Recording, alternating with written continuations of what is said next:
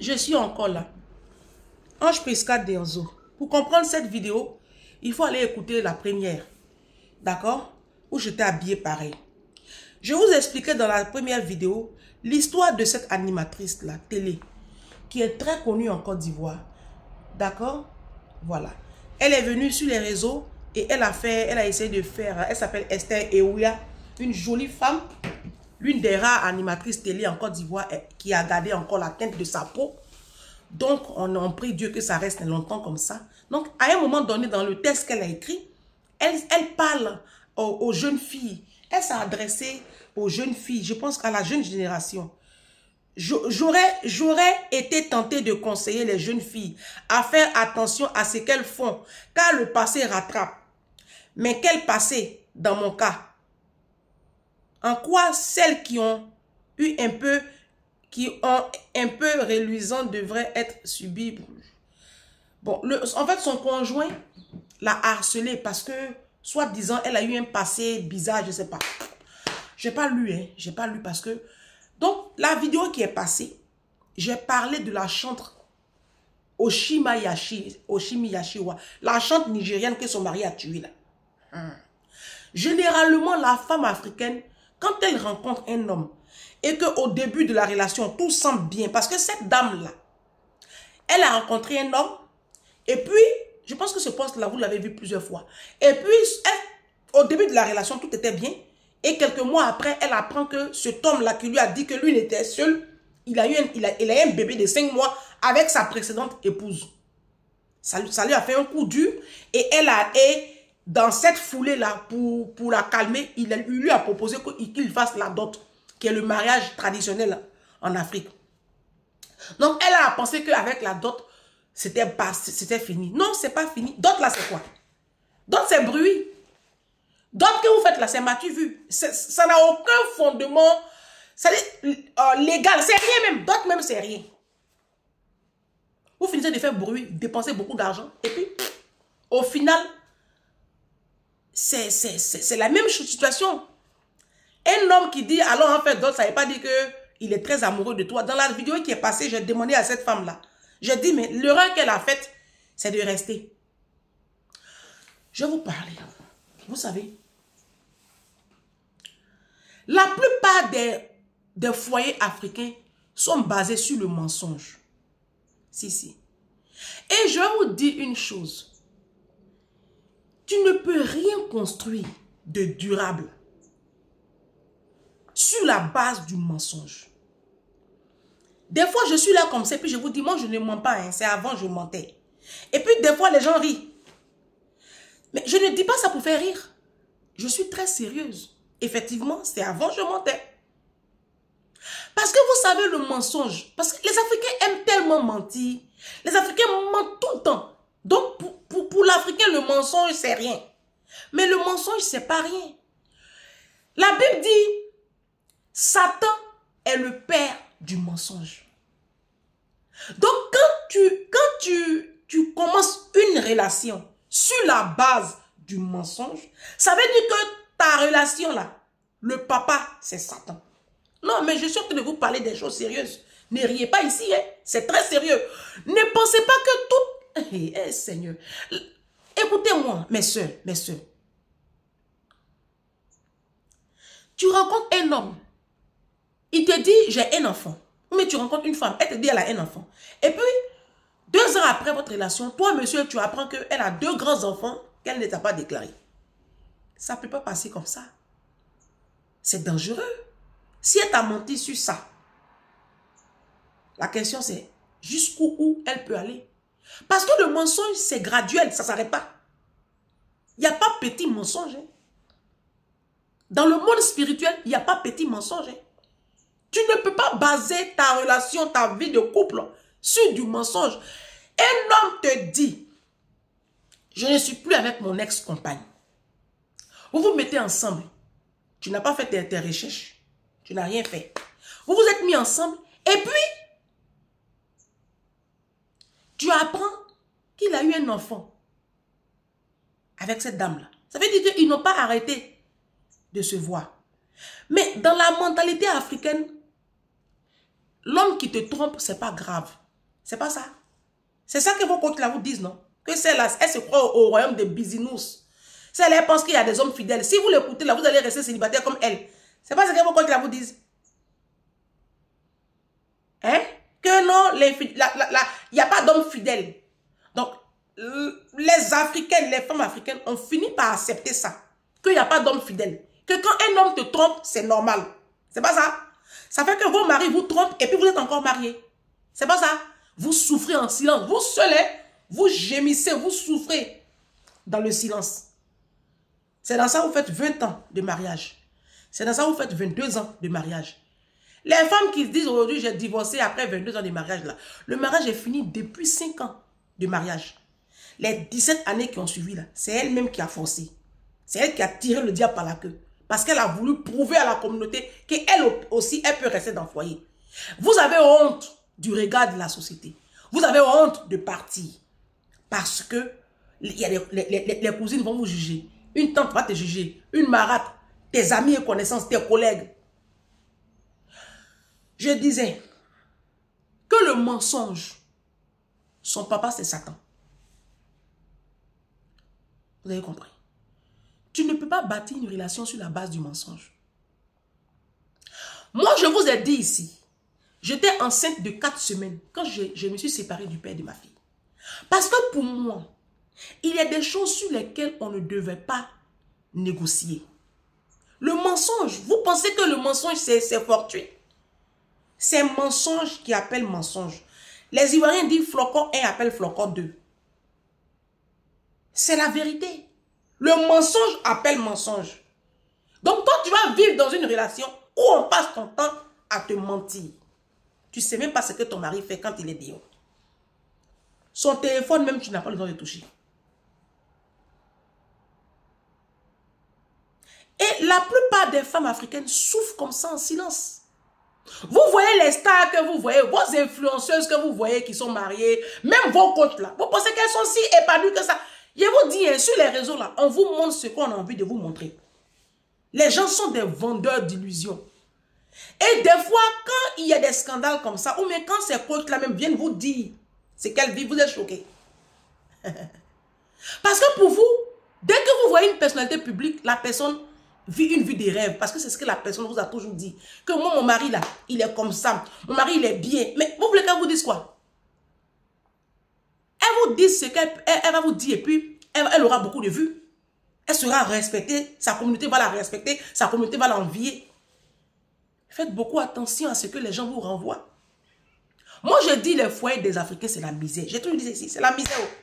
Moi, depuis que je suis née, je n'ai pas encore vu le mariage d'un noir qui m'a fait rêver. C'est la misère. C'est la misère. Mes soeurs, mariage là, c'est pas la fin du monde. C'est pas la fin du monde. Moi, je peux me marier aujourd'hui, à midi, à la mairie de mon petit village là. Et puis le lendemain, demander le divorce. Ah si, moi je peux créer ce son là. Si le lendemain, si j'ai fini de me marier, puis la nuit, j'apprends que tu m'as menti sur telle chose, moi je demande le divorce le lendemain. Et tu sors de ma vie. Parce que je ne peux pas accepter ça. Mais vous êtes habitués à vivre dans une atmosphère. On dit un ou une. Prenez un, laissez l'autre. Vous êtes habitués à vivre dans ces conditions de mensonge. Ça veut dire que vous êtes né dans le mensonge. Toi-même là, on t'a conçu dans le mensonge. Tu as vu tes parents mentir. Ta maman mentait au téléphone même souvent. Tu es assis dans le canapé puis tu entends ta maman en train de mentir au téléphone. Ton papa même il ment. Il sort, il rentre et puis il ment. Donc, pour vous, le mensonge, c'est rien. Mais le mensonge détruit. Moi, je l'ai toujours dit, je l'ai toujours soutenu. Ne continuez pas des relations où il y a le mensonge. Arrêtez. Il y a une Mind People qui m'avait appelé il y a 1 an et demi depuis le Canada, quand j'abordais cette série de vidéos sur les relations toxiques, tout ça. Elle m'a dit, à 1 semaine de son mariage, où tout était calé, c'est là le monsieur va venir lui dire que non, en fait, les papiers que je t'ai montrés là, c'est des faux papiers, les papiers là ne sont pas pour moi. Elle dit, mais tu veux que je te dise quoi? On a déjà tout calé. Et je lui ai dit, tu aurais dû arrêter le mariage là. Elle dit, mais j'avais déjà tout payé. Elle dit, mais c'est ça votre problème. Vous avez peur de casser. Moi, je m'en fous des quand dira-t-on. Quand je quittais le père de ma fille, j'étais enceinte de 4 semaines. Mes copines en parlaient. Les gens se sont moqués de moi. Ah oui. Pas en face. En face, elle me faisait croire qu'elle était compatissante. Mais dans mon dos, les gens se moquaient. Mais les mêmes qui se sont moqués de moi là, aujourd'hui là, elles-mêmes, je ne sais pas dans quoi elles sont. Vous avez compris? Quand vous voulez quitter un homme, c'est même pas la peine d'appeler quelqu'un pour lui dire. Mais quand tu vas appeler une copine, ou même quand tu vas appeler une cousine avec qui tu es très amie, ou même ta grande soeur, ou même ta tante, ou même je le sais, la personne que tu appelles là, va te dire non, faut attendre. Faut attendre, faut pas faire comme ça. Moi, je n'ai pas appelé quelqu'un. J'ai quitté le père de ma fille. C'est pas compliqué à comprendre. Ça dit que, et puis, ils ont constaté. C'est quand je vais vous dire, là, vous allez me dire, non, tu sais, Ange, tu es un peu trop rigide, tu es un peu... Non. C'est ma vie. Quelque chose qui ne m'arrange pas, je quitte. Une situation ne te convient pas. Il faut partir, sinon tu vas être dépressive. Cette jeune dame-là, elle est dépressive. Elle crie à l'aide. Le texte qu'elle a écrit sur les réseaux, et puis vous prenez pour faire ça à la rigolade là.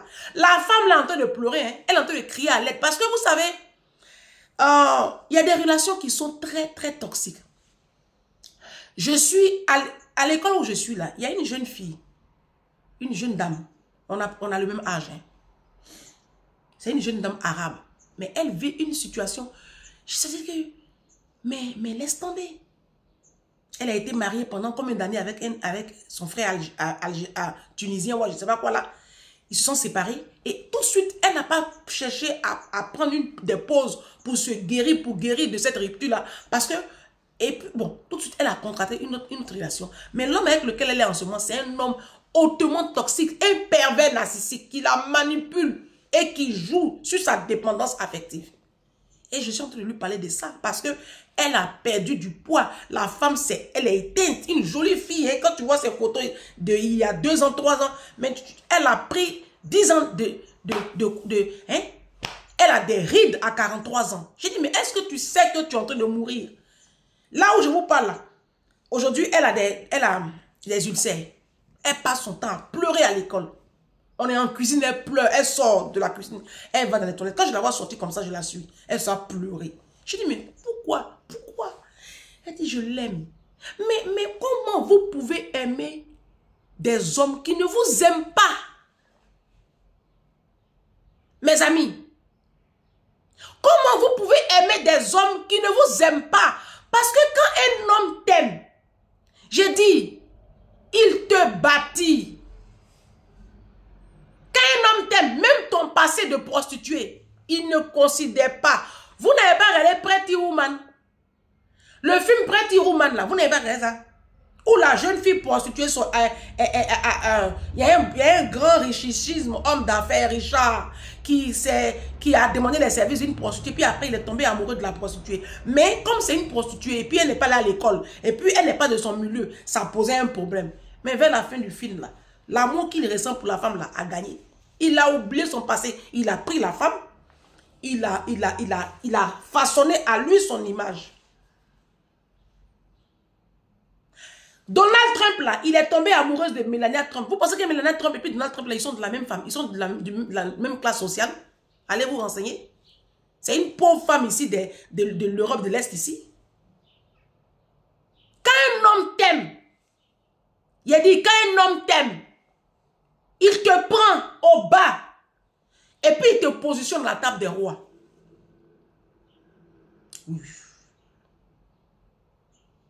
Quand un homme est très amoureux de toi, et je vous ai toujours dit sur mes pages, la femme à l'origine n'a pas été créée pour tomber amoureuse. Non, dans le monde spirituel, on ne t'a pas envoyé là-bas. C'est l'homme. Quand Dieu a créé Adam et Ève, il a d'abord créé Adam. Il a vu que Adam il n'était pas bien, il était seul. Donc, il a endormi Adam et c'est de Adam qu'il a créé Ève. Quand Adam s'est réveillé de son sommeil profond et léthargique, et puis il a vu Ève, il dit, ah, voilà! Voici la chair de ma chair, les os de mes os. Celle-là, je vais l'appeler femme. Adam est tombé amoureux de Ève. Tout de suite, quand il a vu Ève, il a reconnu sa côte. Il a reconnu. Sinon, à Ève même là, Dieu l'a créé pour Adam. Donc, Dieu n'a pas mis en Ève, il faut aller aimer Adam. Puisque, humaine, nous les femmes là, une femme même pour qu'elle tombe amoureuse là, c'est le confort et puis le respect. Dès que tu mets la femme dans le confort et que tu la respectes, systématiquement elle tombe amoureuse. C'est vrai. Ce que je dis, c'est vrai. Et les hommes le savent. Comme les hommes le savent, au début de la relation, qu'est-ce qu'ils font? Ils nous séduisent. Ils nous mettent un petit confort, un semblant de confort là. Les petits cadeaux, les petites invitations. Ils savent que c'est comme ça que la femme tombe amoureuse. Et puis après, hein, ils vont bien faire au lit. Après, il y a quoi encore? Voilà. La vérité, il ne va pas dire la vérité. Parce que la femme, c'est le confort. Donc, quand il y a une situation d'inconfort, ça repousse la femme. Donc, qu'est-ce qu'ils font? Ils vont créer, même si elle n'existe pas, ils vont créer cette situation de confort-là. Et puis, ils vont blaguer les femmes. C'est pour cela que la plupart des femmes tombent dans le panneau. Et c'est à cause de ça, moi, je dis, à partir de maintenant, là, quand un homme te dit bonjour, je veux de toi, ma chérie, faut pas t'embrouiller. Il faut te calmer. Et puis, il faut aller faire tes enquêtes. Allez faire vos enquêtes. Faites enquête. Hein. Vous serez surpris de découvrir des choses. J'ai sauvé déjà plusieurs mind people comme ça. Enquête, je leur ai demandé de faire. Vous serez surpris de découvrir des choses. Quand un homme dit je veux de toi, là, tu dis ok, il te plaît, non? Tu lui expliques, ah, moi en ce moment là, on ne va pas avoir de relations sexuelles ensemble. Je te dis en même temps. Même si on est séparés, on n'est pas dans la même ville ou dans le même pays, il ne faut pas me demander photo de moi nu, en petite tenue, ou bien, non, on peut causer sur WhatsApp comme ça. Voilà. Mais il ne faut pas me demander, non, il faut te doigter, il faut te faire comme ça. Non, non, non. On va rester comme ça, on va apprendre à se connaître. Il va te dire, mais ça c'est quoi encore? Tu dis, ça c'est moi qui veux ça. Voilà. Moi, je veux d'abord te connaître. Avant de faire quoi que ce soit, avant d'arriver à quoi que ce soit avant toi. S'il veut, il reste. Il veut pas, il part. C'est pas mieux. Mes petites soeurs, mes soeurs, je vous parle, c'est pas mieux. Parce que je vous dis, les hommes africains sont dangereux. Je vous le dis, hein. Combien de vies ils sont en train de détruire en ce moment? Combien de vies? C'est vous qui n'avez pas envie de rester sur un moment. Tu es bien comme ça et puis un homme rentre dans ta vie et puis il vient mélanger ta vie. Vous avez souvent des enfants. Au lieu de penser à vos enfants, vous faites rentrer tout et n'importe quoi dans vos vies. Parce que vous, on vous a martelé que le célibat là, c'est une malédiction. On vous a fait croire que le célibat, c'est une malédiction. Les pasteurs là vous ont fait croire que le célibat, c'est une malédiction. Esprit de célibat. Le célibat, c'est pas une malédiction. C'est un statut comme tout autre statut. C'est rien. C'est rien. Parce que même les femmes que vous voyez prétendument mariées là, qui sont là, alors salut mes amis célibataires, nous là, on est mariés. Quand vous allez fouiller, leur vie là, ça fait pitié. Mariage dont elle parle là, ça fait pitié. Moi, c'est parce que je n'ai pas envie de dire non des gens ici. C'est parce que je n'ai pas envie de dire non des gens ici. Sinon, il y a des mariages là, ça fait pitié. Les mariages que vous enviez là, ça fait pitié. C'est moi qui vous parle. Il y a des femmes, même on dit, ah, j'ai marié, je suis mariée à mon blanc. Blanc, même elle dit, elle est mariée là. Elle a son gars au pays. Parce que blanc, mais elle n'est pas amoureuse. C'est juste pour le fun, pour qu'on dise qu'elle a marié blanc. Il y en a, elles sont mariées. Mais elles ont des amants pleins. Elles ne sont même pas heureuses, elles ne sont pas épanouies. Moi, j'ai une connaissance comme ça. Je dirais comme ça, une connaissance. Pour rentrer, même quand elle sort pour rentrer à la maison, là, son cœur bat. Parce qu'elle n'est même plus à l'aise dans ce mariage-là. Mais à cause du regard de la société, elle refuse de partir. Elle refuse de demander le divorce. Quand je lui demande, mais pourquoi? Ah, j'ai peur de payer le loyer seul. Est-ce que j'aime m'en sortir avec les enfants là? C'est ça, hein? Sa peur, c'est ça. J'ai dit, mais ma chérie, tu sais que tu souffres? Faites beaucoup attention, mes soeurs. Le mariage, ce n'est pas la fin du monde. Hein? Mariage même de nous-mêmes, ce n'est pas à faire. Donc, avant d'aller épouser vos truands là, moi je vous dis et je vous redis ici, allez faire vos enquêtes. Allez enquêter. Allez enquêter. C'est le conseil, moi je vous donne. Vous serez surpris de découvrir des choses. Ce que vous allez découvrir là, ça va choquer votre entendement humain. Quand un garçon te dit bonjour, il faut lever les yeux au ciel. Tu vérifies s'il fait jour. Quand tu as vu qu'il fait jour là, tout ce qu'il va te dire qui va suivre là, il faut mettre ça en parenthèse, c'est pas vrai. Les hommes sont des menteurs pathétiques. Ce que je dis, ce n'est pas une expérience personnelle. Je suis la voix des sans-voix. Mon téléphone est rempli de messages. Les gens pensent que c'est mon histoire, je raconte. Non.